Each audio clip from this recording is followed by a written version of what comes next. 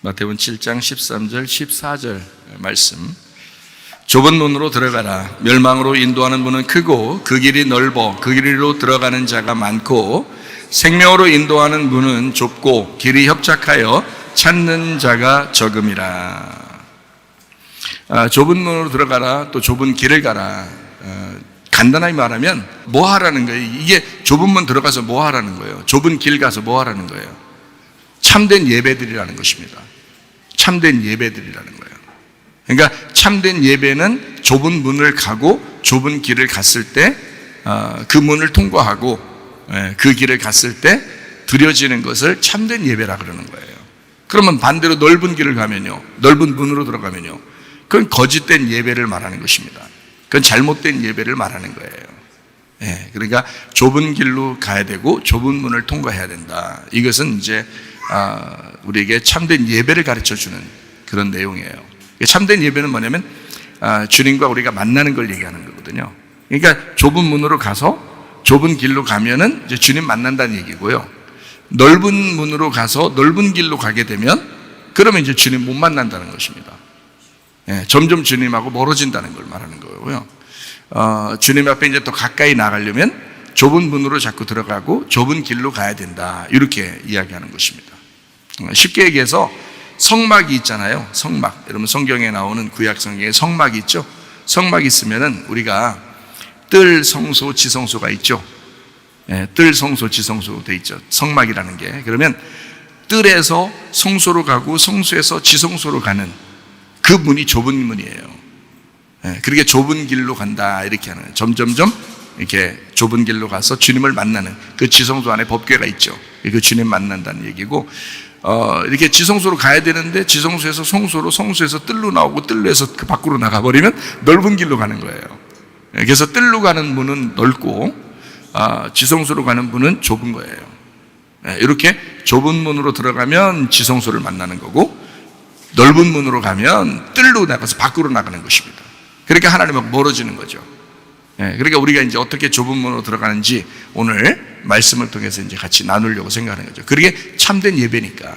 우리가 참된 예배 드리다가 주님 나라 가야죠. 왜냐하면 참된 예배 드리는 것이 우리를 만드신 목적이니까. 그래서 우리가 예배를 드리다가 주님 나라 가는 거거든요. 그러니까 이 예배를 참된 예배 드리려면 좁은 문으로 들어가서 좁은 길로 가야 되는 거거든요.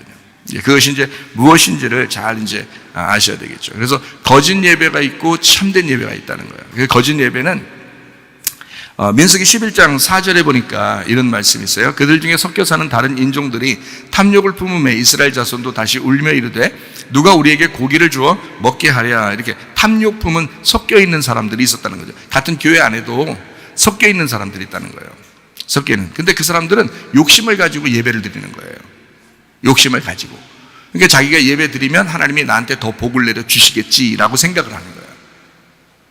그러니까 진실한 순수한 예배가 아니고 자기 잘 되려고 예배 드리는 거죠. 그러니까 탐욕을 품은 것입니다. 그런 사람들이 고기를 달라 그렇게 얘기했어요. 근데 그 사람들이 섞여 있다는 거예요. 교회 안에도 다 섞여 있죠. 뭐 예수 믿는 사람들이 다 섞여 있죠. 그 사람들을 뭐라고 그러냐면 마음의 부자다 그래요. 마음의 부자다. 심령이 가난에 종가는데 마음의 부자가 됐어요. 자기 생각으로 가득 차 있고 자기가 부자예요. 그런 사람들은 넓은 길을 선택해 갑니다. 좁은 길을 가려고 하지 않아요. 넓은 길. 그러니까 세상이 어떠하냐. 그래서 세상과 거의 비슷하게 생활을 해요. 세상과 비슷하게 생활하면서 교회 생활도 하는 거예요. 탐욕을 품고 교회 생활하는 사람들이죠. 민수기 11장 34절 말씀. 그래서 이 사람들을 이제 하나님이 죽이셔요. 민수기 11장에 34절에 보니까 그곳 이름을 사람들을 죽여서 기브롯 핫다아와라 불렀으니 욕심을 낸 백성을 거기 장사함이었더라. 이렇게 되어 있습니다. 기브롯 핫다아와라 했어요. 그걸 탐욕의 무덤이다. 이렇게 되어 있어요. 탐욕의 무덤. 탐욕 부린 사람들의 무덤이다. 기브롯이라는 단어가 키베르라는 단어예요. 이게 무덤이라는 단어입니다. 무덤. 이게 카바르에서 왔어요. 이게 매장하다라는 데서 왔어요. 핫다아와라라는 것은요, 타아바에서 왔는데 이 타아바가 열정, 열망, 기쁨, 매력, 욕망 이런 말이고 아바에서 왔어요. 이게 시기하다, 사모하다 이래요. 그러니까 사람들이 시기 질투하고 그러죠. 욕심 부리니까 저 사람보다 내가 더 잘나야 되는데, 내가 저 사람보다 더 부자가 돼야 되는데, 내가 저 사람보다 더 많이 배워야 되는데, 내가 저 사람보다 더 좋게 보여야 되는데, 뭐 이런 거 있잖아요. 이런 걸 탐욕이라고 그러는 거예요. 그 탐욕의 무덤, 이게 기브롯 핫다와라, 이렇게 이야기했습니다. 민수기 21장 5절 말씀, 백성이 하나님과 모세를 향하여 원망하되 어찌하여 우리를 애굽에서 인도해내어 이 광야에서 죽게 하는가? 이곳에는 먹을 것도 없고 물도 없도다. 우리 마음이 이 하찮은 음식을 싫어하노라 하며 있어요. 그래서 원망하여, 이 원망하는 사람 있어요. 이 원망하는 사람, 불평불만하는 사람 있죠. 어디나 꼭 있습니다. 교회에도 불평불만하는 사람들이 꼭 생겨요. 원망, 불평, 짜증, 뭐 이렇게 그런 사람들이 다른 사람하고 연락하고 이렇게 하면서 괴롭힙니다. 그러니까 하나가 되질 못해서 그런 거예요. 예. 그러니까 다른 사람들에게 얘기하지 말고 자기를 자꾸 돌아봐야 되거든요. 성경을 배우는 사람들은. 그런데 다른 사람들과 비교하고 그리고 자기 자신에 대해서 누군가가 나를 좀 알아줘야 되는데 하면서 원망하고 불평하고 짜증내고 이런 사람들이 뭐 할머니들만 그런 게 아니에요. 젊은 애들도 그래요. 젊은 사람들도. 그러니까 이건 뭐 교회에서 거의 대부분이 그래요. 누가 그렇다는 게 아니에요. 거의 대부분이 그래요. 네. 우리 교회 뭐 할머니들 중에서 우리 송고사님을 배우라 그랬죠. 왜 그러면 송고사님은 송고사님 오셨네요. 이렇게 하니까 송고사님이 저한테 뭐라고 하는 줄 알아요? 아유, 목사님 보고 싶어서 왔죠. 그래요. 목사님 보고 싶어 하지. 여러분, 목사님 보고 싶은 때가 얼마나 있어요? 송고사님만큼 있어요? 많이 없어요. 여러분, 송고사님이 저 얼마나 보고 싶어 하는 줄 알아요? 평상시에? 그래서 목사님이 잘 얼굴 안 보이면은 자기가 속상한 거예요. 자기 돌아가실 때 우리 어머니 무덤 있는 곳, 내 무덤 있는 곳에 자기도 넣어달라고 그러는 사람이에요. 네. 얼마나 사모하는 마음이 있는데요. 그러니까 그렇게 마음을 가지고 있으니까 속상하면 속상하다고 얘기하는 거예요. 그게 얼마나 순수한 거예요. 근데 사람들은요, 말 안 해요. 말 안 하고, 그게 진짜 승질난 거예요. 말 안 하고, 뒤에서 욕합니다. 그 진짜 나쁜 사람들이에요. 그 탐욕적인 사람들이에요. 원망, 불평, 짜증, 이런 사람들이에요. 여기 민수기 21장 5절에도 나와 있잖아요. 그런 사람들이 있었다. 불평하는 사람, 어디서나 꼭 있습니다. 그러면서 하는 말이, 아유, 뭐, 말씀 뭐, 만나, 그거 뭐, 아유, 하찮은 음식 아니야? 이렇게 생각해요. 그 별거 아닌 거 아니야? 뭐 이래요. 그 하찮은 음식, 이렇게 해서 하찮다, 이렇게 케로켈이라는 단어인데, 이게 미약한, 가벼운, 카라레소에서 가볍다, 작은, 쉬운, 천한. 이게 천하다 이거야. 천하다. 별거 아니다. 말씀 그러니까 말씀이 귀하지 않은 거예요. 말씀을 쉽게 생각하는 거예요. 천하다, 쉽다, 작다, 뭐 이렇게 생각하는 거예요. 그 하찮은 음식이다. 근데 여러분, 이게 복음이라는 거는 하찮은 음식이 돼야 되거든요. 그 말은 뭐냐면, 복음이 무거운 음식 되고 비싼 음식이 되면 여러분 누가 먹겠어요? 가난한 사람도 병든 자도 고아도 과부도 다 먹을 수 있는 게 그게 복음이 돼야지. 그렇잖아요. 그 하찮은 음식이 돼야 되는 거예요. 그래서 하나님은 그게 비싸게 준 게 아니에요. 가볍게 누구나 먹을 수 있도록 내려준 거예요. 만나를. 그게 복음이라고 하는 것입니다. 하찮은 음식, 사람들은 근데 그게 매일 내려오니까 그걸 하찮게 생각한 거예요. 여러분에게도 이 복음을 전한다 그러니까, 목사가 복음을 전한다 그러니까 여러분이 어떤 사람은 별거 아닌 거 생각해요. 그러니까 모든 사람이 들을 수 있는 거죠. 만약에 이것을 진짜 누구만 특정한 사람에게만 주는 거라면 이게 굉장히 비싼 것가 될 것입니다. 귀한 것이 될 것입니다. 그러니까 구원은 비싸게 여기는 사람이 구원받는 거고요, 하찮게 여기는 사람이 떨어져 나가는 거고요. 복음은 대신에 사람들에게 누구나 가볍게 들을 수 있도록 주는 것이 복음이다. 고린도전서 1장 18절 말씀, 십자가의 도가 멸망하는 자들에게는 미련한 것이요 구원을 받는 우리에게는 하나님의 능력이라. 그래서 이게 복음이라고 하는 건, 야, 이거 대단한 거다라고 생각하는 사람에게는 하나님의 능력이 되는 것이고요, 이 복음이 에이, 하찮은 음식이야 라고 생각하는 사람은 멸망하는 미련한 것이 되는 거다. 저게 뭐 별거 아니잖아, 똑같잖아, 이렇게 생각하는 거죠. 그런 사람들이 있다는 겁니다. 멸망하는 사람들이 있다는 거예요. 그러나 진짜 구원을 받을 사람들에게는 이것이 하나님의 능력이 된다는 것입니다. 그렇게 가볍고 쉽고 누구나 먹을 수 있는, 누구나 들을 수 있는 그런 말씀들이지만 이것이 누구에게는 하나님의 무거운 능력이 된다는 것입니다. 네.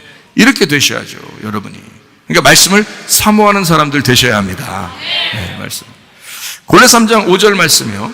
그러므로 땅에 있는 지체를 죽여라. 곧 음란과 부정과 사욕과 악한 정욕과 탐심이니, 탐심은 우상 숭배니라. 예, 탐심이 우상 숭배, 우상 숭배니까 그거를 선악과라 그러는 거예요. 창세기의 3장에 보면 선악과를 먹음직 보암직 탐스럽다. 그 탐욕이 들어가서 먹은 거거든요. 그러니까 먹으면 탐욕 들어간 사람들은 주로 말씀 어떻게 듣냐면 선악으로 듣습니다. 탐욕이 있는 사람들은 말씀을 선악으로 읽고 선악으로 듣고 선악으로 말해요. 그게 탐욕이 있어서 그런 거예요. 생명으로 덮을 줄 모르는 거죠. 생명으로 덮어주셔야 되고, 누구나 선악으로 살아가는 사람들을 불쌍히 여기고 생명으로 품어주시고 생명으로 덮어주시고 사랑하고 그래야 되거든요. 그런데 선악으로 보고 선악으로 읽고 선악으로 듣고 선악으로 말한다. 탐욕이 있으니까 그래요. 그 선악과 먹은 것입니다. 그걸 우상숭배라 그러는 거예요.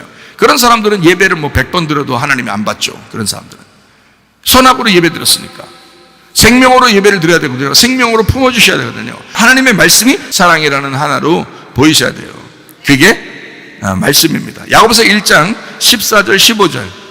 오직 각 사람이 시험을 받는 것은 자기 욕심에 끌려 미혹됨이니 욕심이 잉태한 즉 죄를 낳고 죄가 장성한 즉 사망을 낳는다. 그래서 욕심은 죄요, 죄는 사망입니다. 그러니까 결국 사망은 왜 받는 거예요? 사망은 왜 죽는 거예요? 욕심 때문이래요. 욕심은 죄고 죄는 사망을 가져오기 때문에 욕심 부리지 말라 이거야. 세상적으로도 욕심 부리지 말고 여기 특별히 영적으로도 교회 와서는 자기 탐욕을 가지고 자기를 위한 것을, 그 자기를 위한 욕심을 내지 말라는 거예요. 자기를 내려놔야 돼요. 자기를 깨뜨려야 돼. 자기를 죽여야 돼. 그리고 주님 바라보시고 예배해야 됩니다. 그게 참된 예배라고 하는 거예요. 우리는 거짓된 예배를 드리는 사람이 얼마나 많은가. 왜냐하면 섞여 있는 무리 때문에 그렇습니다. 대부분 사람들이 그렇게 예배를 드리고 있기 때문에 우리도 속아 넘어간 거예요. 아, 그래도 괜찮아. 어떤 사람 제가 만나봤더니 이래요. 목사님도 술 하시죠? 그래. 예? 뭔 얘기예요? 기독교인들 뭐 다 하던데 뭘 다 해요? 안 하는 사람 많은데 우리 교회 사람은 거의 안 하는데. 근데 많은 사람들이 술을 먹고 있기 때문에 그 사람이 생각할 때는 교회 다니는 사람 다 술 먹던데요? 라고 하는 거예요. 내가 아는 집사도 술 먹던데요? 이렇게 이야기하고. 어떤 내가 아는 전도사, 내가 아는 목사님도 술 드시던데요? 막 이러더라고요.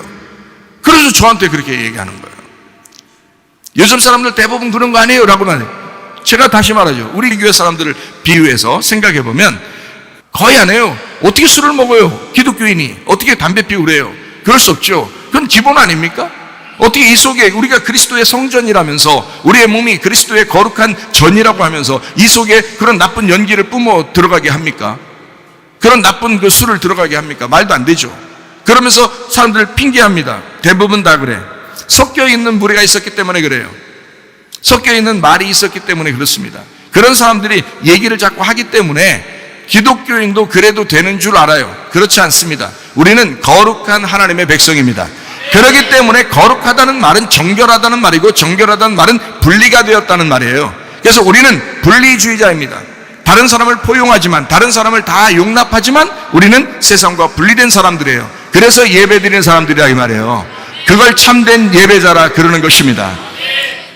그래서 창세기 11장 4절 또 말하되 자 성읍과 탑을 건설하여 그 탑 꼭대기를 하늘에 닿게 하여 우리 이름을 내고 온 지면에 흩어짐을 면하자 하였더니 7절 자 우리가 내려가서 거기서 그들의 언어를 혼잡하게 하여 그들이 서로 알아듣지 못하게 하자 하시고 9절 그러므로 그 이름을 바벨이라 하니 이는 여호와께서 거기서 온 땅의 언어를 혼잡하게 하셨음이니라. 여호와께서 거기서 그들을 온 지면에 흩으셨더라. 섞여 있는 말씀이 오직 복음의 말씀, 진리의 말씀은 흰 세마포와 같이 흰 말과 같이 깨끗하고 순수하고 하나의 말씀, 예수 그리스도 어린 양 되신 예수님, 어린 양 되신 예수님을 따라가는 그 흰 세마포와 같은 흰 말과 같은 흰 세마포 입은 성도와 같은 사람들이 돼야 되는데요. 근데 이게 섞여 있는 색깔을 가지고 있다. 화려한 색깔을 섞여 있다. 화려한 말씀, 화려한 예배, 섞여 있는 말씀의 예배, 종교 의식, 앞에서부터 처음부터 시작하면서 끝때까지 아주 멋들어지게 드려지는 어떤 예배들, 그게 하나의 짜여진 의식적인 종교 의식의 예배죠. 벽돌 예배입니다. 바벨탑 예배라고 그래요. 이렇게 하면 하나님이 좋아하시겠지 하면서 하나님을 찾아가는 예배, 그 하나님이 싫어합니다. 다 무너뜨리는 거예요.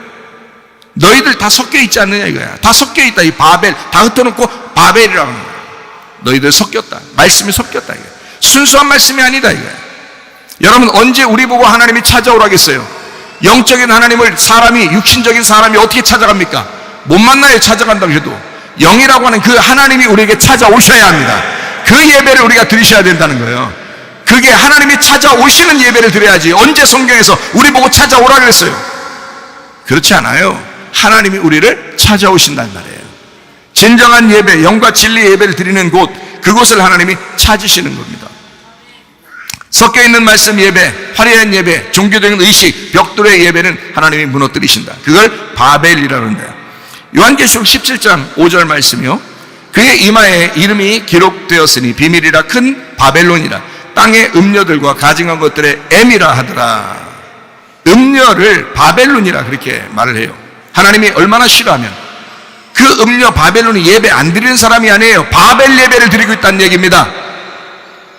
구약 성경에 바알신 숭배라는 게 있어요. 그게 풍요로운 신을 숭배하는 거거든요. 바알신 숭배, 자기 잘되게 하기 위해서 종교 행사하는 거죠. 바알신 숭배. 그 하나님이 다 무너뜨리잖아요. 창세기 11장에는 이렇게 바벨 예배를 사람들이 드렸다고요. 하나님이 다 무너뜨렸다고요. 하나님이 가증하다. 그게 바벨론이에요. 바벨론의 시초가 바벨탑입니다, 여러분. 그래서 큰 음녀를 바벨론이라고 그런 거예요. 그 음녀야, 음녀의 예배야. 하나님이 싫어하는 거죠. 신부의 예배가 돼야지, 거룩한 예배가 돼야지, 성도의 예배가 돼야지. 어떻게 음녀의 예배를 드리면서도 하나님을 기쁘시게 한다고 생각하느냐? 말이 안 된다. 하나님이 다 무너지게 한다. 바벨론 음녀의 예배이기 때문에 그런다. 요한계시록 17장 18절 말씀, 또 네가 본 그 여자는 땅의 왕들을 다스리는 큰 성이라 하더라. 큰 성, 그 여자, 음녀, 벽돌 교회, 종교 의식, 예배, 그런 성전, 벽돌 성전, 음녀. 주님은 우리에게 뭐라고 말씀하냐? 요한계시록 21장 22절의 말씀, 성 안에서 내가 성전을 보지 못하였으니 이는 주 하나님 곧 전능하신 이와 및 어린 양이 그 성전이십니다. 자, 생각해봐요. 어린 양이 성전이라는 거예요. 그러면 이 성전은 보이는 성전을 얘기하는 거예요? 마음의 성전을 얘기하는 거예요? 마음의 성전을 얘기하는 거예요. 신부의 예배는 마음 안에서 진실함이 있을 때 예배가 성공하는 것입니다. 신부의 예배는 겉의 모습의 예배가 아니에요. 마음으로 하나님 앞에 드리는 거야. 마음의 예배, 진실한 예배, 마음의 성전의 예배. 그래서 요한복음 4장 23절 24절의 말씀, 아버지께 참되게 예배하는 자들은 영과 진리로 예배할 때가 오나니 곧 이때라. 아버지께서는 자기에게 이렇게 예배하는 자들을 찾으시느니라. 하나님은 영이시니 예배하는 자가 영과 진리로 예배할지니라. 다른 거 없어요. 우리가 하나님을 못 찾아가니까 하나님이 우리를 찾아오시게 하면 되는 거예요. 그럼 하나님이 어떻게 하면 사람을 찾아오느냐? 영과 진리의 예배를 드리는 사람을 찾아오신다는 거예요. 그럼 우리는 영과 진리 예배만 드리면 되는 거예요. 그 자리에 하나님이 찾아오실 거니까. 이해가 되시겠어요? 어린 양 되신 예수님, 마음의 성전, 그 안에서 예배드리는, 벽돌의 예배가 아니고 종교 의식의 예배가 아니다. 오히려 성경은 우리에게 벽돌 예배를 주장하지 아니하고 돌 성전을 주장합니다. 출애굽기 20장 25절 말씀입니다. 네가 내게 돌로 제단을 쌓거든 다듬은 돌로 하지 마라. 이게 벽돌처럼 쌓지 마라, 그 말이에요. 벽돌처럼 쌓지 마라. 다듬은 거로 하지 마라. 괜히 의식적으로 잘 보이려고 뭐 어떤 그 순서 정해서 막 이런 식으로 하지 마라. 그 의식적인 거다. 거기에 중요한 포인트가 있는 게 아니다, 그 말이에요. 네가 정으로 그것을 쪼면 부정하게 됨이니라. 이렇게 되어 있습니다. 돌로 제단을 쌓으라는 거예요. 돌로. 서로 투박하죠. 복음이라는 것은 매끄럽지 않습니다. 투박합니다. 복음이라는 건요, 쉽지만 투박해. 누구나 다 돌이 될 수 있는, 이런 사람은 이런 돌, 저런 사람은 저런 돌. 복음은 이렇게 모든 사람에게 적용될 수 있도록 투박하지만 모두에게 적용되는 쉬운 말씀이라는 거죠. 그런 복음, 그것으로 성전을 지어라, 이렇게 제단을 쌓아라, 이런 거죠. 예배를 그렇게 드려라. 벽돌처럼 그렇게 쌓지 마라. 돌로서 제단을 쌓아서 예배를 드려라. 돌로서. 돌로 제단 쌓는 투박한 예배, 하나님 받으시는 마음이 가난한 거지의 예배, 좁은 문, 좁은 길로 가는 예배, 이것을 하나님이 좋아하신다. 내 안에 장애물이라는 휘장이 찢어지셔야 합니다. 그런 예배를 드려야 진짜 예배라는 거죠. 자, 보세요. 좁은 문으로 들어가 좁은 길로 가다 보면 마지막에 뭐가 나타나요? 지성소 문이 나타나는데 그게 바로 휘장이에요. 그 휘장을 사람이 못 찢어요. 그러니까 하나님이 위에서부터 아래로 찢으시는 거야. 누가 죽으실 때, 예수님이 죽으실 때 찢으시는 거예요. 예수님 죽으실 때. 그래서 그거를 휘장을 찢어놨어요. 왜? 우리 보고 새롭고 산 길로 가라고요. 그 좁은 문으로 들어와 좁은 길로 들어가라고요. 휘장을 찢어놓으셨어요. 그러니까 다시 말하면 휘장은 육체라 이렇게 말했죠. 육체라. 그럼 육체가 누군데요? 육체가 나잖아요. 말씀이 육체로 오셨을 때는 말씀이라는 영이 나라는 육체에 오셨다는 뜻이잖아요. 이해가 돼요? 그러면 나라는 육체는 어떻게 해? 십자가에 매달려 죽고 찢어져야 된다는 거지. 그러면 속에 있는 말씀이신 영이신 예수님이 살아난다는 겁니다. 내가 이걸 가두어 놓고 있었는데 이것이 찢어지니까 이 속에 있는 영의 말씀이 밖으로 나오게 되겠죠. 부활하는 겁니다. 내가 죽으면 예수의 영이 말씀이 부활하는 거란 말이야. 그게 예배라는 거예요. 내가 찢어지지 않으면 계속 가두어 놓는 거죠. 그래서 육체는 찢어져야 된다는 거예요. 휘장은 찢어지려고 있는 거예요. 이해가 되겠습니까? 좁은 문으로 들어가라. 좁은 길로 가게 되면 휘장이 찢어지게 된다. 그 휘장이 찢어진 그 길로 들어가라. 너 자꾸 거기서 벗어나서 뜰로 해서 밖으로 나가려고 하지 마라. 그 넓은 문으로 가려고 하지 마라. 너를 망치는 길이다. 그 멸망으로 가는 길이다. 자꾸 좁은 문, 좁은 길로 들어가셔야 된다. 이렇게 말씀하고 있는 것입니다. 마가복음 7장 13절 14절 말씀, 좁은 문으로 들어가라. 멸망으로 인도하는 문은 크고 그 길이 넓어 그리로 들어가는 자가 많고 생명으로 인도하는 문은 좁고 길이 협착하여 찾는 자가 적음이라. 거기에 넓은 길이 나오고 넓은 문이 나오고, 넓은 문으로 들어가면 넓은 길이 되겠죠. 근데 좁은 문으로 들어가면 좁은 길이 나오는 겁니다. 좁은 문으로 들어가라는 거예요. 멸망으로 인도하는 문은 넓은 문이죠. 넓은 문은 크다는 거예요. 그 길이 넓다는 거예요.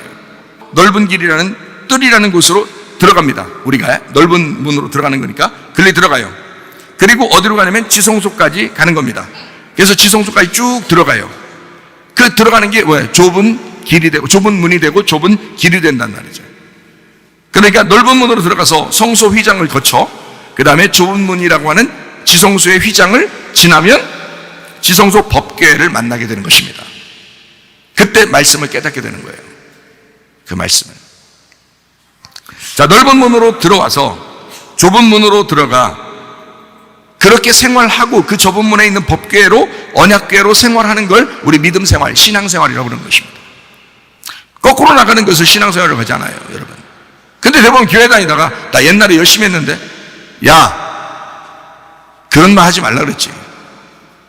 옛날에 열심히 했는데 지금은 너는 좁은 문으로 들어가는 게 아니라 점점 넓은 문으로 가고 있지 않느냐 이거예요. 점점 넓은 길로 가고 있지 않느냐 이거예요. 가짜였던 내가 뜰로 들어와서 지성소로 들어가는 게 믿음 생활이니까 점점 진짜가 돼야지. 왜 진짜였던 네가 가짜로 되느냐 이거예요. 말이 안 되죠. 좀 인생 살다 보면 지성소로 가려고 하는데 자꾸 장애물을 만납니다. 장애물을. 그 장애물을 만나고 걸림돌을 만나요. 그러니까 예배 망치는 거예요. 기분이 나빠져요. 생활의 예배에서 완전히 막 박살납니다. 힘들어요. 나라고 하는 장애물이 있어요. 나라고 하는 장애물. 이게 다 나라고 하는 장애물이, 장애물이 다 나예요. 이 장애물만 찢어지면 주님을 더 알아갈 텐데 장애물이 생기는 거예요. 휘장이 다 장애물이에요. 근데 그 장애물 때문에 주님을 못 만나요. 그 주님, 이게 휘장이 찢어져야 주님을 만나요. 근데 그 휘장은 육체예요. 그게 나라고요. 나라는 장애물이에요.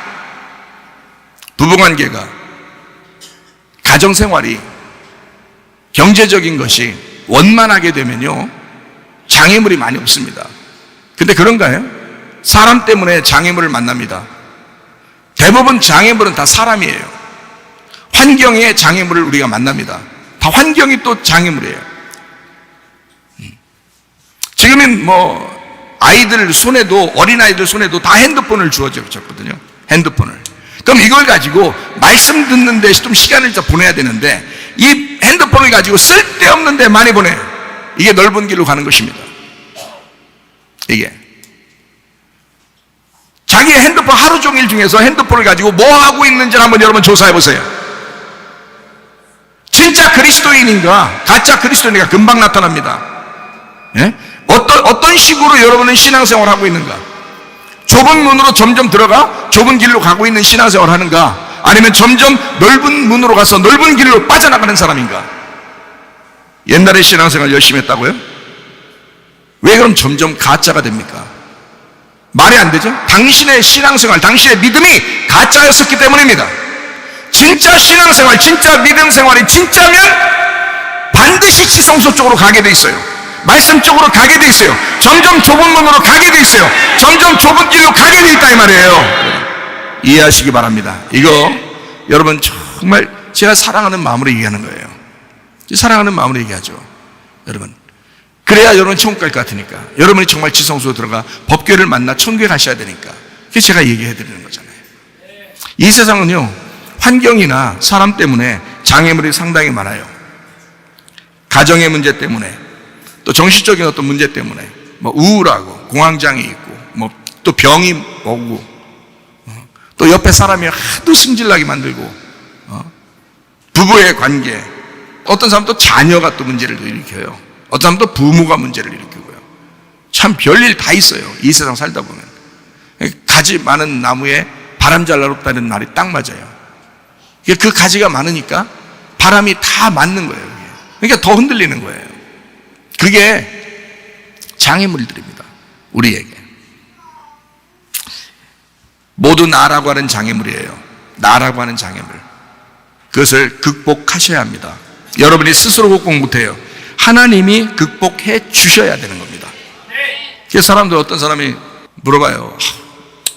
막 우울하고 힘들어요. 막 이런 사람들도 있어요. 그죠? 정신 차리라고 얘기하고 싶어요. 정신을 못 차려서 그렇습니다. 맑은 영이 들어오지 않아서 그런 거예요. 맑은 영이 들어오면, 맑은 영, 정신 차려라 할 때 정신이 한문으로 이게 맑을 정자에다가 신신자예요. 그러니까 맑은 영이 들어와야 돼요. 맑은 신이 들어와야 돼요. 맑은 신, 이게 정신 차려야 되는 거야. 근데 정신 못 차리니까 했다 하는 거예요, 그냥. 이 세상 사람들, 이 세상의 그 유혹이, 여러분이 정신 못 차리면 그냥 휘떡이 해버려요. 순식간에 넘어져 버립니다. 그거 시험 든 거 자랑 아니에요. 그리고 병이 오랫동안 있어봐요. 아파 죽겠어요. 그러니까 더 나약해지고 더 힘들어지죠. 그러다 보면 자꾸 쓰러지고 시험 들고 점점 연약해지고 그래요. 그래서 점점 우울하고 혼자 있고 싶고, 많이 아파보면 그렇습니다. 다른 사람 만나기도 싫고. 그런 사람들을 또 이해해 주셔야지. 이해 못한다는 거 아니에요. 이해해 줘야 되지만 본인은 정작 거기서 벗어나려고 주님을 의지하셔야 된단 말이죠. 우울하고 공황장애 있고 두렵고 무섭고 슬프고 괴롭고, 이런 모든 것들이 다 우리에게는 장애물이라고요. 그런 장애물들이 벗어져야 돼. 이런 것들이 찢어져야 주님을 만나는 거예요, 오히려. 근데 그런 것들이 잘 안 돼. 그래서 정신 차려. 데살로니가전서 5장 8절의 말씀. 우리는 낮에 속하였으니 정신 차리고, 이렇게 돼 있어요. 정신 차리고 믿음과 사랑에 호심병을 붙이고 구원의 소망의 투구를 쓰자, 이렇게 돼 있습니다. 정신 차리고 내포 금주하다. 술 취하지 않아야 된다. 분별해야 된다. 지켜봐야 된다. 이렇게 돼 있어요. 데살로니가전서 5장 16절부터 18절까지 말씀. 항상 기뻐하라. 쉬지 말고 기도하라. 범사에 감사하라. 이는 그리스도 예수 안에서 너희를 향하신 하나님의 뜻이니라. 우리가 할 수 있어요, 없어요? 항상 못해요. 어떨 땐 되죠. 근데 항상은 안 된단 말이에요. 항상은 안 된다. 그 항상은 누가 있어야 가능해요? 예수님이 있어야 가능해요. 예수님은 항상 가능하기 때문에, 그래서 예수님 안에서 그렇게 할 수 있다는 거예요. 그리스도 예수 안에서 그러잖아요. 그리스도 예수 안에서 너희를 향하신 하나님의 뜻이다. 그러니까 그리스도 예수가 없으면 안 되는 거예요, 이게. 항상 기뻐해봐요. 항상 쉬지 말고 기도해봐요. 범사에 감사가 돼봐요. 주님 안에서 다 돼봐요. 그게 가능해봐요. 우울해지겠습니까? 공황장애 오겠습니까? 슬프거나 두렵거나 염려 근심이 오겠습니까? 안 오죠. 그리스도 예수 안에서 하나님의 뜻대로 살아가게 되면, 그죠? 하나님의 뜻은 우리가 기뻐하는 거예요. 기도하는 거예요. 그리고 감사하는 거예요. 그게 하나님의 뜻이래요. 근데 우리가 너무 연약하니까 하나님 주님께서 내가 너를 위해서 계속 기도해 줄게 그러는 거예요. 로마서 8장 34절. 누가 정죄하리요? 죽으실 뿐 아니라 다시 살아나신 이는 그리스도 예수시니 그는 하나님 우편에 계신 자의 우리를 위하여 간구하시는 자신이라. 지금도 우리 주님은 나를 위해서 기도하시는 분이다. 로마서 8장 37절 말씀. 그러나 이 모든 일에 우리를 사랑하시는 이로 말미암아 우리가 넉넉히 이기느니라. 주님 안에서 우리가 이긴다 하잖아요. 근데 왜 슬픔에 넘어지냐고, 왜 우울함에 넘어지냐고, 왜 괴로움에 넘어지냐고, 왜 질병에 넘어지냐고. 넘어지지는 말라. 이것이 있다 하더라도 주님 붙들면 주님 안에서 기뻐하고 기도하고 감사할 수 있다. 그러면 우울해지지 않는다. 그러면 더 심해지지는 않는단 말이에요. 사람이 우울해지고 공황장애 오고 그러면 더 심해집니다. 문제가 있어요. 그때 바로 어떻게 하냐? 주님이 나를 사랑하신다. 그래도 목사님 설교 그때 그랬지? 하나님이 나를 그래도 사랑하신다고? 내가 어떠함에도 불구하고, 그럼에도 불구하고 날 사랑하신다고 했지? 나 그거 붙들 거야. 하나님이 날 사랑하신다. 이제 성경에 주님께서 만나신 사람은 다 가난한 사람, 병든 자, 장기, 세리 뭐 이런 문제가 있는 사람들을 주님이 만나셔서 그들을 구원하셨어. 오히려 자기가 괜찮다고 하는 바리새인들한테는 예수님이 욕하셨어. 그래, 내가 창기와 같고 내가 세리와 같고 내가 무능력한 사람이고 내가 연약하고 질병이 있고 힘든 사람이야, 문제가 있는 사람이야. 주님이 날 만나 주실 거야. 이걸 믿음을 가지시라 이 말이야. 그러면 우울하지 않을 수 있습니다. 공황장애 오지 않을 수 있습니다. 여러분, 믿음 가지고 승리하는 겁니다. 주님 안에서 넉넉히 이긴다잖아요. 왜 이것이 우리에게 장애물이 돼야 되냐 이 말이야. 이런 장애물은 예수님 안에서 찢어주셔야 된다는 거죠. 무슨 말인지 아시겠죠? 주님 안에서 모든 것이 합력해서 선을 이루기를 바랍니다. 로마서 8장 35절 말씀. 누가 우리를 그리스도의 사랑에서 끊으리요? 환난이나 곤고나 박해나 기근이나 적시나 위험이나 칼이랴. 자, 뭐가 우리를 그리스도 예수 안에서 끊겠느냐 이거야. 하나님 우리를 사랑하신다는 거예요. 끝까지 사랑하신다는 거예요. 이런 말씀은 기억하고 있어야 된다는 거예요. 왜냐하면 하나님 아무것도 나를 하나님 그리스도의 사랑에서 나를 끊어낼 수 없다. 주님은 날 사랑하시다. 이거 끝까지 생각하는 사람이요, 말씀과 기도로 충만할 것입니다. 얼마나 감사해요. 근데 이게 생각이 안 나는 거예요. 그리고 우울해지는 거예요. 그리고 막 괴로워하는 거예요. 그러니까 점점 더 심해지는 거야. 병도 더 심해지고. 주님이 날 사랑하신다는 것만 알면 말이에요. 주님이 날 사랑하는 데서는 아무 누구도, 어느 누구도, 어떤 것도 나를 끊을 수 없다. 주님의 사랑에서 주님은 나를 끝까지 사랑하신다. 아, 내가 뭐만 하면 된다? 정신만 차리면 되겠구나. 정신 못 차려서 그러는구나. 내가 정신을 차려야 되겠다. 그러면 되는 거예요. 사람들이 정신 못 차려가지고 했다 하는 것입니다. 맑은 정신이 아니라, 맑은 영이라는 맑은 정신이 아니라 더러운 섞여있는 혼합한 그런 영이 들어와서 그런 거예요. 자꾸 더러운 신이 들어와서 그런 거야. 그 더러운 신을 뭐라 그래? 귀신이라 그래. 자꾸 귀신 역사 일어난 거예요. 귀신, 귀신 들어왔어. 그게 그런 말이 아니란 말이에요. 보여? 그런 게? 그런 거 아니라고요. 더러운 생각, 너에게 더러운 생각이 들어왔어. 주님의 사랑일 생각이 아니라, 주님이 날 미워하면 어떡하지? 요즘 내가 그러지 못하니까 하나님 날 미워해서 싫어해서 나 이렇게 된 걸 거야. 막 이런 생각이 막 들어와요. 왜? 율법적이었으니까. 자기가 율법적으로 하나님을 섬겼으니까. 자기가 막 열심히 주님의 일을 할 때는 하나님이 날 사랑하는 것 같아. 그런 생각이 들었다. 열심히 안 할 때는 하나님이 날 사랑하는 것 같지 않은 거야. 왜요? 자기 중심이었단 말이에요. 자기 중심. 그게 율법이라 그러는 거야. 자기의 노력으로 하나님을 찾아가려고 했다는 거죠. 하나님을 그렇게 찾을 수 없습니다. 내가 연약하다고 느낄 때, 내가 부족하다고 느낄 때, 하나님 나 아무것도 아니에요. 나는 찢어져야 할 마땅한 사람입니다. 그러나 주님밖에 필요한 것이 없어요, 저에게.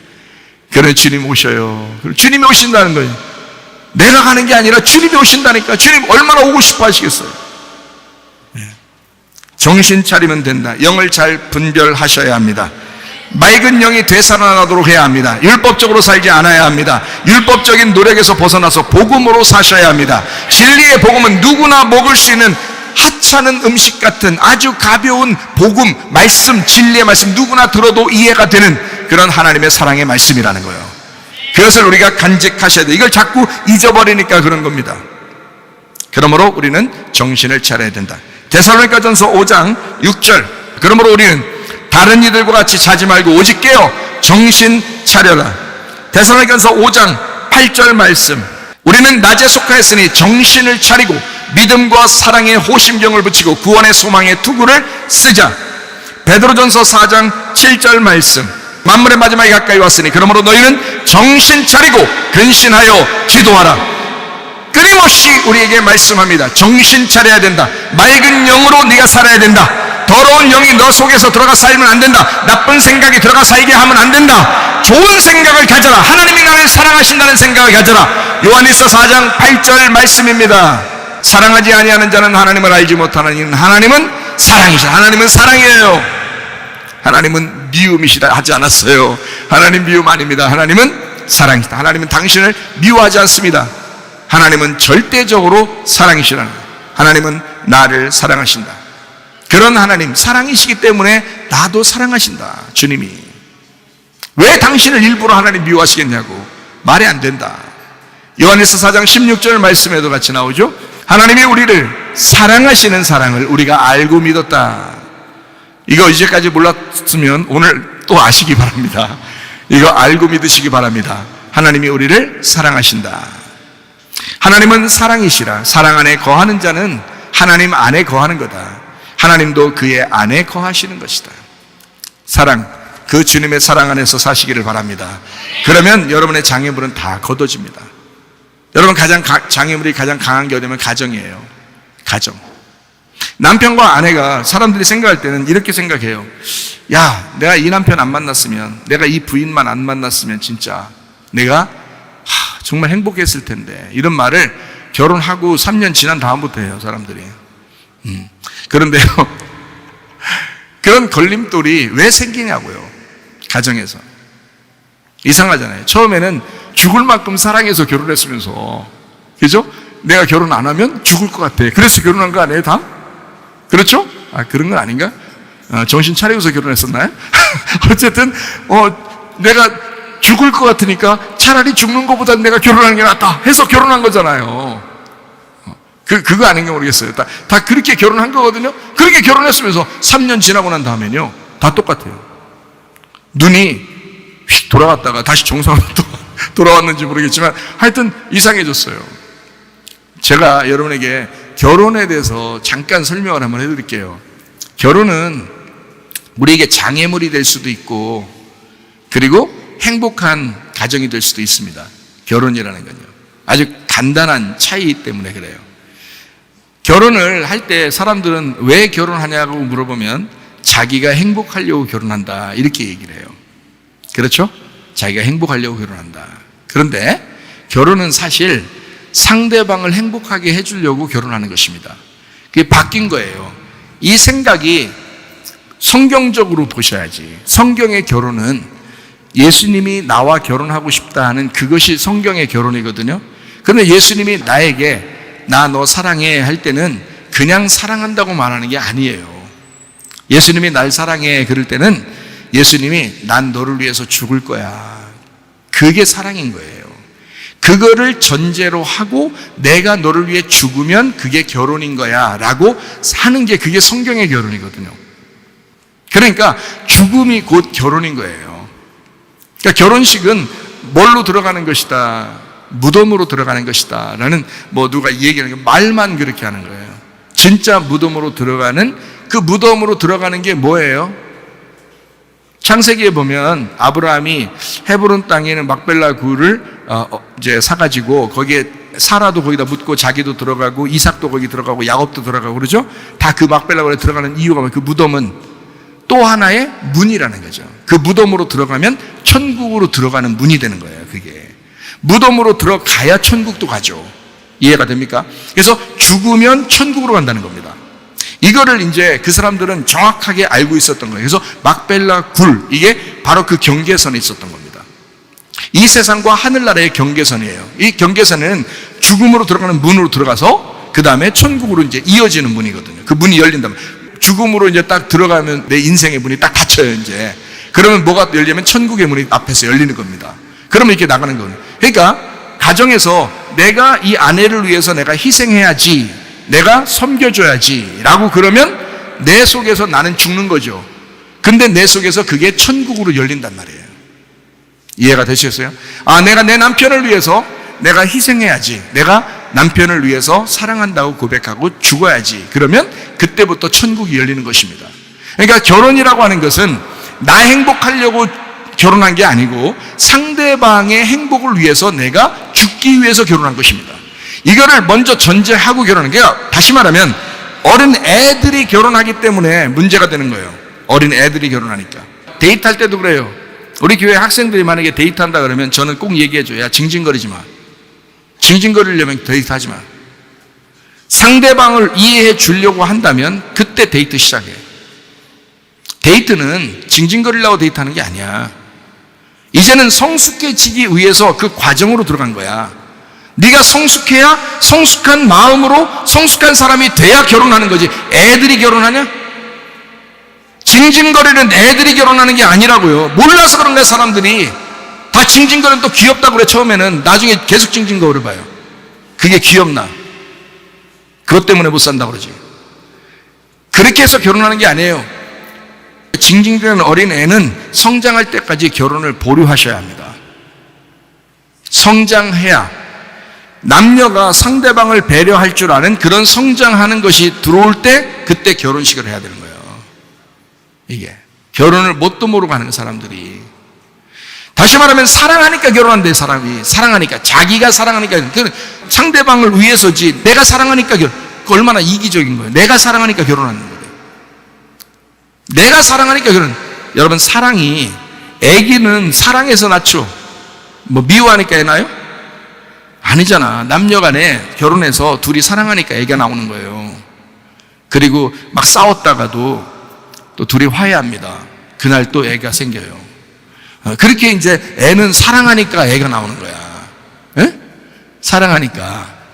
그러면 여러분, 애기 나면 사랑 그러던가요? 그렇게 돼요? 애기 나면 여러분, 애기 나서부터 애가 클 때까지, 결혼할 때까지 사랑 그렇게 되냐고요. 애 나면요, 그때부터 고생 시작이요. 고생 시작이라고. 애한테 모든 걸 다 해줘야 돼. 애한테 자기 시간이 없어요. 잠도 제대로 못 자. 왜냐하면 어린 애한테 모든 시간이 다 같이 있어야 돼. 어린 애한테 자기 이제까지 놀던 이제 그런 거 다 끝난 거야. 뭐 외식하는 것도 거의 뭐 끝난 거야. 외식하지 말라고. 성경에 외식하지 말라고 그랬어요. 집에서 밥 먹어.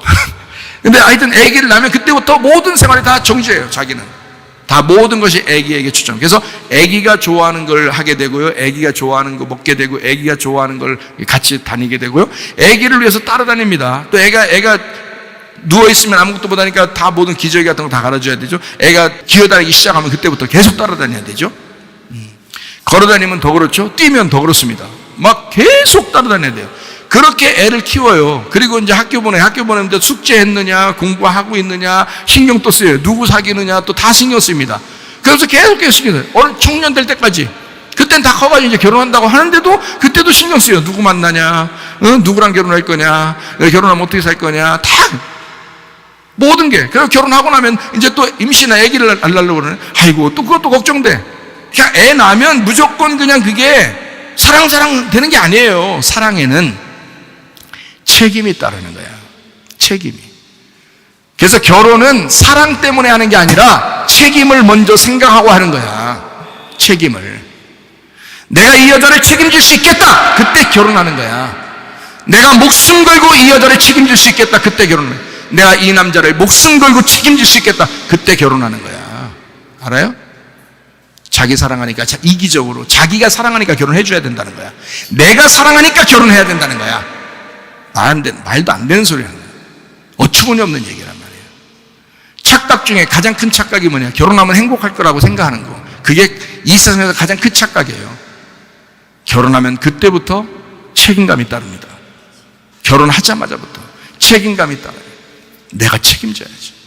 밥 먹는 것도 책임져야지, 빨래하는 것도 책임져야지, 청소하는 것도 책임져야지, 경제적인 문제도 책임져야지, 뭐 자식을 낳으면 더 책임져야지. 이거 둘이 함께, 야, 자기 시간 얼마나 보내요. 그래서 이런 얘기예요. 일찍 결혼해서 애 일찍 키우고 또 자기 생활한다나 또, 그게 또 지혜로운 건다나 또 그래요. 여러분, 일찍 애를 태어나서 자라나가지고 결혼하면 우리 부모들은 모든 짐을 다 덜었나요? 응? 그 자식이 아무리 나이가 먹어도 애가 아프면요, 응? 교통사고 나면요, 또 무슨 가정에 경제 문제 생기면요, 부모가 그 자녀들보다 훨씬 더 가슴이 쓰린 겁니다. 그게 책임감이라는 거예요. 애를 낳았으면 평생 죽을 때까지 책임을, 부모가 눈 감을 때 비로소 해방되는 거야. 그때 해방 일지를 쓰는 거예요. 그때. 그 전까지는 해방이 안 돼. 알아요? 그게 부모야. 남편이요. 남편하고 아내가 이혼할 때까지는 해방일지가 안 쓰죠. 이혼해야 해방일지가 쓰죠. 다시 말하면 끊어져야 질 때까지는, 자, 남편이 아내 앞서서 죽을 때까지 그 해방이 안 돼. 아내가 남편 앞에서 죽을 때까지 해방이 안 돼. 행복하다고요? 결혼하면 무조건 행복하다고요? 예. 저한테 물어보세요. 행복한가? 결혼에 대해서, 목사님 그럼 결혼 행복하십니까? 물어보세요. 저는 행복합니다. 난 참 행복합니다. 저는요. 왜? 그 슬픔도, 그 고통도, 그 질병도, 그 어려움도, 그 괴로움도 하나님이 갖고 계시는 천국이라고 제가 여기기 때문입니다.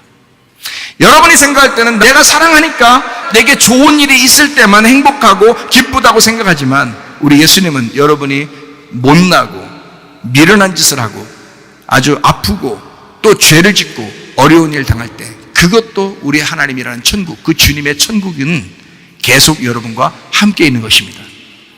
네. 여러분이 아프면 예수님이 지옥됩니까?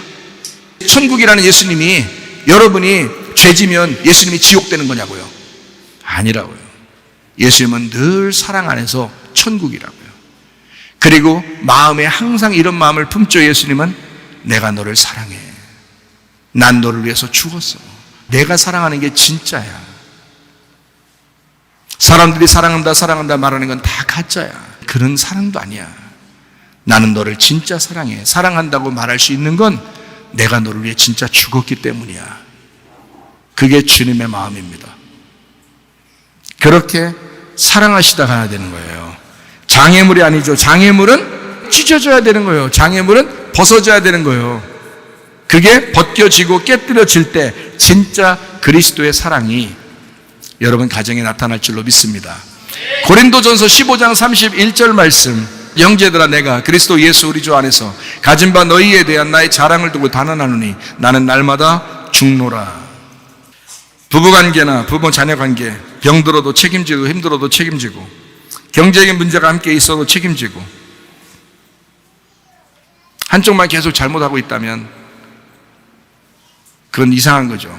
그 사람이 결혼에 대한 책임을 지지 않는 거죠. 평생을. 주님이 목숨 걸고 우리를 사랑했어요. 그럼 우리는 계속 예수님한테 계속 죄지면서 살까요? 그렇지 않아요. 그 사랑을 깨달으면, 그 결혼이라는 걸 진짜 깨달은 사람은 그렇게 살지 않습니다. 한 사람이 계속 빚진다고요? 한 사람이 계속 잘못한다고요? 한 사람이 계속 못된 짓만 하고 산다고요? 있을 수 없는 얘기입니다. 그거는 깨뜨려져야 됩니다. 그건 깨져야 되는 거예요. 당연히. 그러나 깨지지 않을 가정이라면 반드시 서로 책임을 질 줄 알아야 된다는 거죠. 그게 사랑이라는 거예요. 서로 책임을 져야 돼요. 경제적인 문제도 함께 책임을 지고, 가정의 문제도 함께 책임을 지고, 자녀의 문제도 함께 책임지고, 자녀 교육의 문제도 함께 책임지고, 어느 누가 한 사람이 혼자 책임지는 거 아닙니다. 같이 함께 책임지는 거예요. 남편을 아내가 책임지고 아내를 남편이 책임지는 거예요. 함께 청소하고 함께 빨래하고 함께 밥해 먹고 함께 설거지하고 함께 다 같이 책임질 수 있는 서로의 사랑, 그게 책임이라고 하는 거예요. 사랑은 그냥 무턱대고 만들어지는 것이 아닙니다. 책임을 다할 때 진짜 사랑이 나오는 거예요. 책임을 다할 때 사랑이 완성되는 것입니다. 예수님은 자기의 책임을 다했기 때문에 요한복음 19장 30절 말씀, 예수께서 신포도주를 받으신 후에 이르시되 다 이루었다 하시고 머리를 숙이니 영혼이 떠나가시니라. 다 이루었다. 주님은 다 이걸 책임을 다 했기 때문에 자기가 진짜 우리를 사랑한다고 하는 거예요. 자기의 책임을 다하지 않으면서 자기는 아내를 사랑한다, 남편을 사랑한다, 자녀를 사랑한다, 말도 안 되는 소리입니다. 자기의 책임을 다하면서 그러면서 사랑이 나와야 되는 거예요. 그래야 주님의 사랑이 완성되는 것입니다. 가정에서 이런 장애물들, 여러분에게 혹시 여러분이 일하는 그 장애물, 나라는 그 장애물이 가정 사람이나 환경을 통해서 나타나거들랑 그 장애물을 벗어버리시기를 바랍니다. 그것이 깨뜨려지도록, 그것이 찢어지도록 주님께 간구하시기를 바랍니다. 나에게 장애물이라는 이 육이라는 장애물이 벗어지면 어린 양 예수라는 치를 만나서 교회 생활이라는 팔을, 신앙생활을 제대로 할 수가 있게 되는 것입니다. 그것이 참된 예배라고 하는 거예요. 마태복음 7장 13절 14절 말씀, 좁은 문으로 들어가라. 멸망으로 인도하는 문은 크고 그 길이 넓어 그리로 들어가는 자가 많고 생명으로 인도하는 문은 좁고 길이 협착하여 찾는 자가 적음이라. 여기에 좁은이라는, 좁은 문으로 할 때 좁은이라는 스테노스라는 단어입니다. 스테노스. 이 스테노스라는 단어가 장애물이 있어서 좁아진이라는 단어예요. 그냥 좁은 게 아니고 이거는 장애물이 있어서 좁아진이란 단어예요. 장애물이 있으니까 좁아졌다는 뜻이에요. 장애물이 있는 것을 좁은 거라고 그러는 거예요. 좁은 문이다. 그래서 이 장애물, 이 스테노스는 히스테미, 서다에서 나온 거예요. 사람을 바로 세우기 위해서 장애물들이 있는 겁니다. 좁은 문으로 들어가라 했을 때 그 문으로의 필레입니다. 필레라는 단어가 이게 짝으로 되어 있는 문입니다. 두 개가 이렇게 앞에서 하나의 문이 되어 있는 거예요. 그게 문이에요. 좁은 문으로 들어가니까 혼자 있으면 좁은 문이 아닌 거죠. 모두 좁은 문이 있어요. 그게 짝이기 때문에 그렇습니다. 그러니까 가정이라는 게 있는 거고요. 부부가 함께 짝이에요. 그게 장애물이야. 그게 장애물이라는 문이에요. 마태복음 7장 13절 14절 말씀을 여러분 잘 한번 보면 그 좁은 문으로 들어가라는 거예요. 좁은 문 들어가라. 멸망으로 인도하는 문은 크다는 거예요.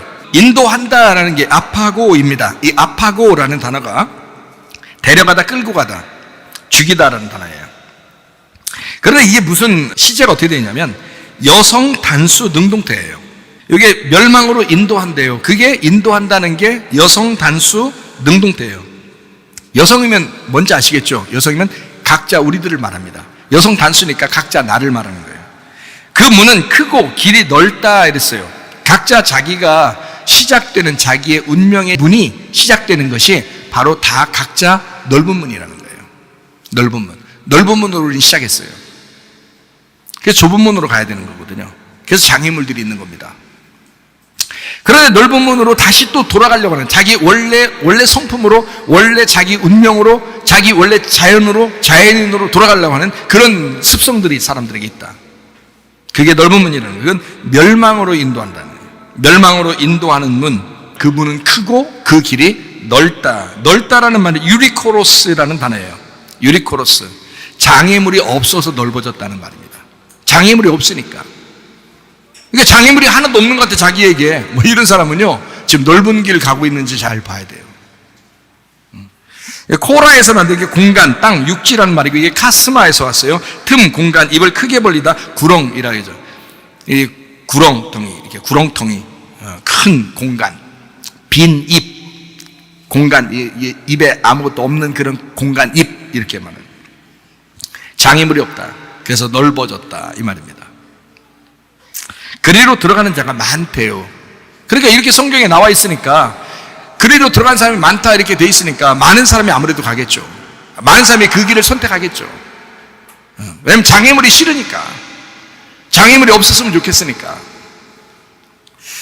자, 생명으로 인도하는 문은 어떻게 되냐? 생명을 인도한다는 말이 아파고입니다. 데리고 가다, 끌고 가다, 죽이다. 이게 여성 단수 능동태니까 이것도 역시 뭐예요? 끌고 간다.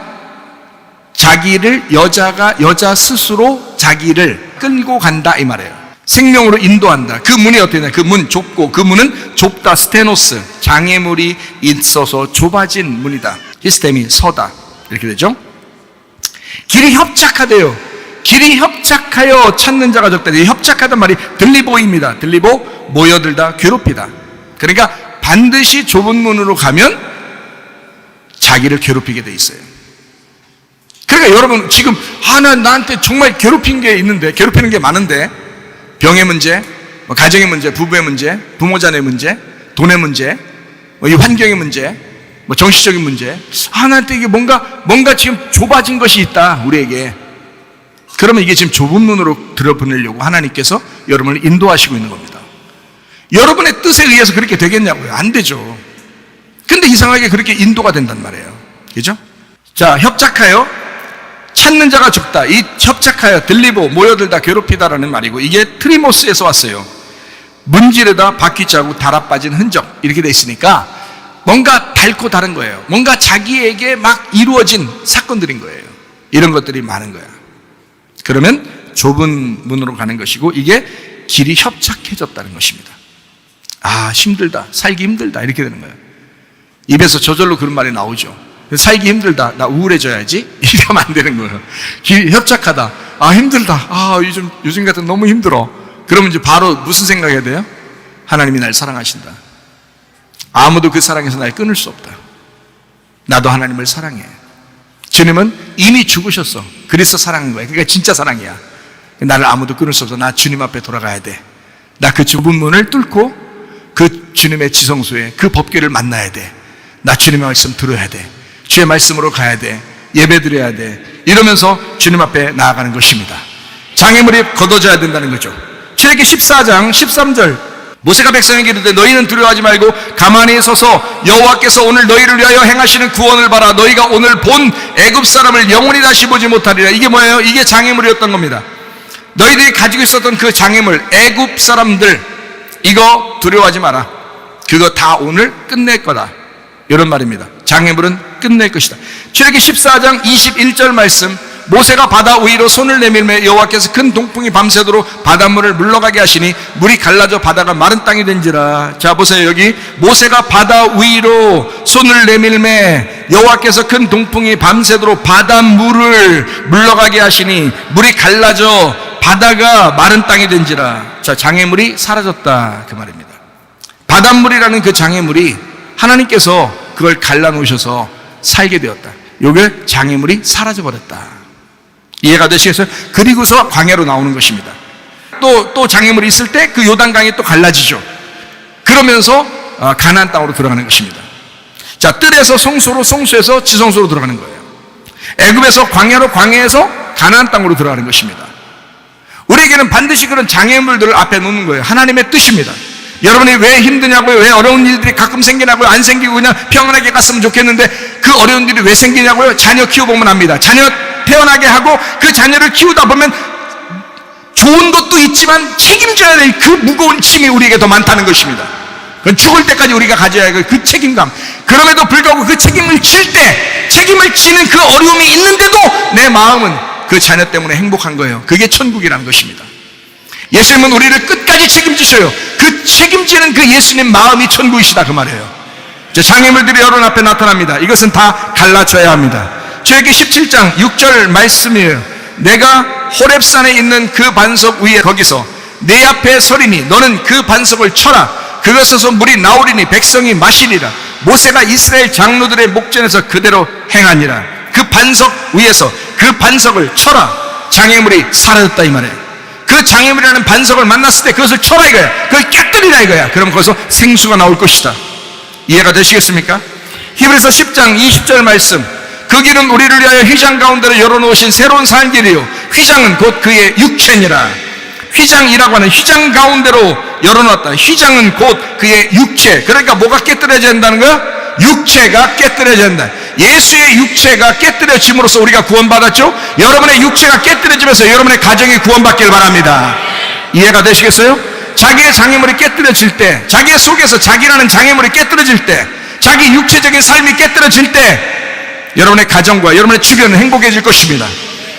요한계시록 21장 4절 말씀, 모든 눈물을 그 눈에서 닦아주시니 다시는 사망이 없고 애통하는 것이나 곡하는 것이나 아픈 것이 다시 있지 아니하리니 처음 것들이 다 지나갔습니다. 모든 눈물을 그 눈에서 닦아줬다. 그래서 그 사망이 없고 애통하는 것이, 곡하는 것이나 아픈 것이 다시 있지 않더라. 자, 눈물이 뭐였어요? 그러니까 눈물은 사망이었어. 그리고 애통이었어. 곡하는 것이었어. 아픈 것이었어. 이런 것들이 있는 사람이 천국 간단 말이에요. 왜? 좁은 문 좁은 길로 간 거니까. 그러니까 주님을 기다린 거지. 그 사람이 이 땅에서 기다린 건 예수님밖에 없었던 거지. 자기에게 희망이 없는 거지. 자기 이 땅에 소망이 없는 거지. 하늘나라에만 소망이 있는 거지. 눈물만 나오는 거지. 애통하는 거지. 곡하는 거지. 사망이 있는 거죠. 괴로움이 있는 거죠. 그러니까 이것을, 그 아픈 사람이, 그 마음이 아프고 몸이 아프고 이렇게 아픈 사람이 주님만 생각한 거예요. 그러니까 주님께서 그 사람을 만날 때 내가 네 아픔을 다 안다. 너의 눈물을 씻겨주마. 그 눈물을 닦아주셨다. 이게 천국이라는 것입니다. 이해가 되시겠습니까? 하나님이 여러분의 눈의 눈물을 다 닦아주시기를 바랍니다. 그게 천국이니까 그런 거예요. 홍해바다를 만나면 홍해바다가 갈라져야 부활하여 광야로 나오는 것입니다. 내 안에 장애물 반석을 만났지만 반석이 깨지면 생수를 마시게 되는 것입니다. 내 안에 율법적인 조건적인 침례 요한이 죽으면 은혜의 예수님을 만나게 됩니다. 내 안에 종교 지도자가 죽어야 주님을 만나게 되는 것입니다. 그럼 우리는 율법적으로나 종교적으로 예배드리는 것이 아니라 진짜 복음을 만나서 복음으로 예배를 드리셔야 된다 그 말입니다. 내 안에 있는 땅의 남편이 죽어야 하늘의 남편을 만나게 되는 것입니다. 자기가 깨지고 찢어진 사람이 주의 종이 돼서 진짜 남편 되는 그 어린 양 예수를 소개할 수가 있는 겁니다. 자기가 깨져야, 그래야 우리 진짜 깨지신 예수님을 소개할 수가 있죠. 이해가 되십니까? 여러분 교회 예배 왜 드리나요? 말씀 왜 듣나요? 그 말씀으로 자기가 깨져지기 위해서입니다. 그 장애물이 걷히기 위해서, 그 장애물을 뜯어내기 위해서예요. 그러려고 예배 드리는 거예요. 이런 걸 복음이라 그러는 것입니다. 나를 죽이는 말씀, 그리고 내 속에 그리스도가 부활하게 하는 말씀, 이런 걸 복음이라 그러는 거예요. 내 안에 슬픔과 고통과 그 눈물이라는 장애물이 닦아지면 주님을 만나게 되는 것입니다. 요한복음 4장에 사마리아 여자가 6 남편을 자기 남편이라고 여기고 살았는데 예수님 만나니까 뭐라고 고백하냐면, 여기 있는 남편들은 내 남편이 아니에요. 5명 있는 그 남편, 있었던 남자들 내 남편 아니에요. 지금 있는 그 남편도 나 남편 없어요 그랬어요. 한마디로 나 남편 없어요. 남편 아니라고 그러니까 다 없어졌다고, 다 깨졌다고, 자기는 너덜너덜해졌다고, 10년이 가난해졌다고, 거지됐다고 그렇게 고백하니까 7번째 남편 어린 양 예수님을 만나게 되는 것입니다. 그리고 영과 진리의 예배를 드리는 진짜 성령의 사람이 된 것입니다. 여러분도 마찬가지예요. 사마리아 여자의 6 남편, 그 장애물이 없어지면 예수님을 얼굴과 얼굴로 만나게 될 것입니다. 고린도전서 13장 12절 말씀이에요. 우리가 지금은 거울로 보는 것 같이 희미하나 그때에는 얼굴과 얼굴을 대하여 볼 것이요. 자, 얼굴과 얼굴을 대하여 보면 참 좋겠죠. 어떻게 하면 그렇게 볼 것 같아요? 그때에는 이렇게 되죠. 그때에는 어떤 때예요? 예, 장애물이 걷어지면, 거울이 깨지면 그 말이에요. 그죠? 거울이 깨지면, 그 장애물이 다 벗어지면 얼굴과 얼굴을 보게 될 것이요. 지금은 내가 부분적으로 알고 있지만 그때는 주께서 나를 아신 것 같이 주님의 사랑이 무엇인가를 내가 온전히 알게 될 것이다. 그 주님의 사랑 안에서 여러분의 삶 자체가 좁은 문, 좁은 길로 들어가 참된 예배의 삶을 살다가 주님 만나시기를 바랍니다. 할렐루야 찬양하세. 내 모든 죄 사함받고 주 예수와 동행하니 그 어린 양 하늘 나라. 우리의 모든 삶에서 진정한 예배를 드리려면 좁은 문으로 들어가 좁은 길을 선택하셔야 합니다. 그러나 내 힘으로 될 수 없고 하나님의 힘으로 주 예수 그리스도와 동행할 때만 가능하게 될 줄로 믿습니다. 우리 하나님 앞에 기도합니다. 우리 하나님 아버지의 사랑과 은혜를 감사를 드립니다.